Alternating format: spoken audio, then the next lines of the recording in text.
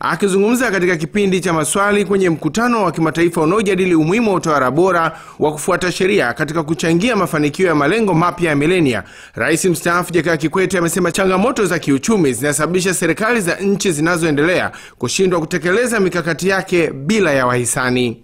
Kwa upande wake, Rais mstaafu wa serikali ya awamu ya 3 Mheshimiwa Benjamin Mkapa amesema mfumo wa vyama vingi katika baadhi ya nchi zinazoendelea umeimarisha demokrasia pana inayojionyesha wazi wazi, hususan katika swala la katiba kutokuwa la vyama au viongozi bali ni za wananchi.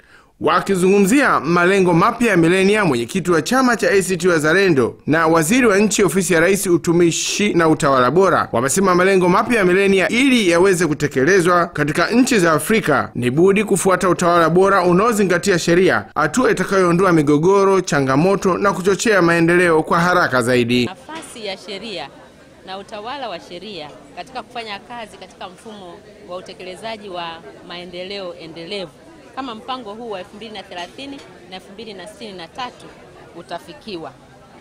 Sasa hapa tunataka kusema tunarudi kwenye ile mihimili mikuu mitatu. Tuna muhimili wa bunge, mahakama na utawala, yani serikali. Hii mihimili isipojitahidi kufanya kazi zake peke yake kwa kujitegemea na kuongeza nguvu kwenye upande wa pili, tutakuwa na wakati mgumu sana kutekeleza tena haya malengo mengine.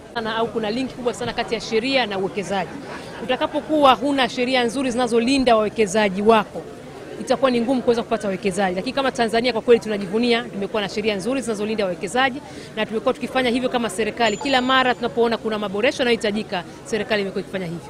Kutoka Dar es Salaam, mimi ni Henry Mabumo wa ITV.